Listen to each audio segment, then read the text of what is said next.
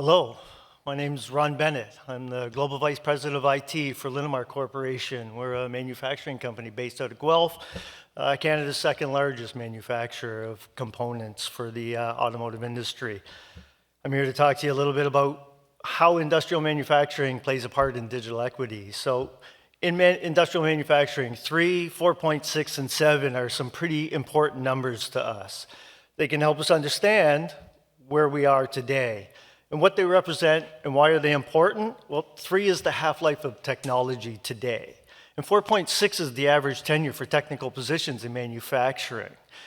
The relationship between those two numbers in digital equity is something we're going to talk about. And then there's the number 7.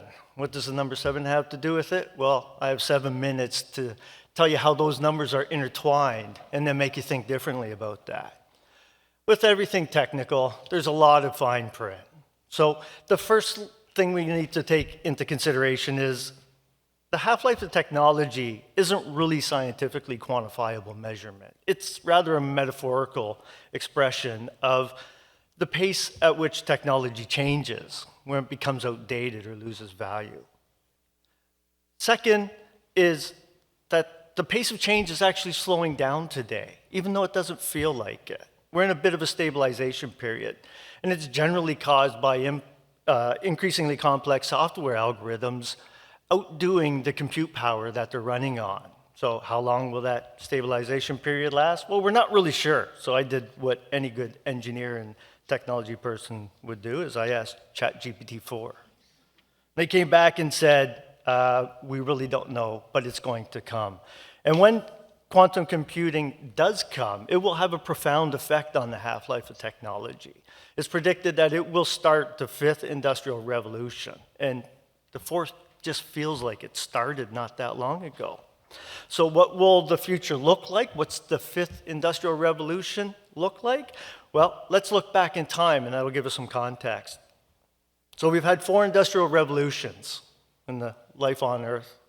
The first one took about 4.5 billion years to occur, and it started in the late 1700s.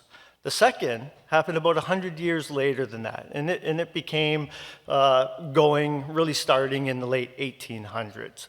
The third happened about 50 years after the second, and the fourth took about 20 years after the third. So when you look at those numbers, every successive industrial revolution happens twice as fast as the previous, with the exception of the first one. So what does that mean to industry? Well, that means that we have to understand the pace of change is incredibly fast, and that historically, from an industrial perspective, the pace of change was at a snail's pace. The institutions that created the pace of change previously no longer set the pace of change in the world today. Industry and society now sets that timing. So let's go back to the numbers for a second. 3 years is the half-life of technology. If we have graduates coming out of a 4-year course, they're losing a significant portion of their technology teachings before they even enter the workforce. And for high school students, it's even worse if they don't pursue a post-secondary education. I think educational systems are having a difficult time keeping up with the pace of change. Should they? Personally, I think industry believes they shouldn't. I think industry believes they should focus on the fundamentals of math, science, English, social studies, the arts, physical education, not necessarily teaching technology. They should use technology to improve the efficiency of the teaching process, but not focus on it.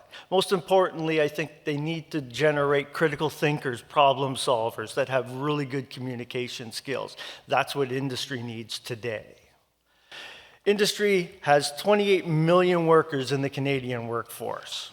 We need to think of those 28 million workers as people on a journey for lifelong learning, and industry should be part of that. Industry should help solve the problem.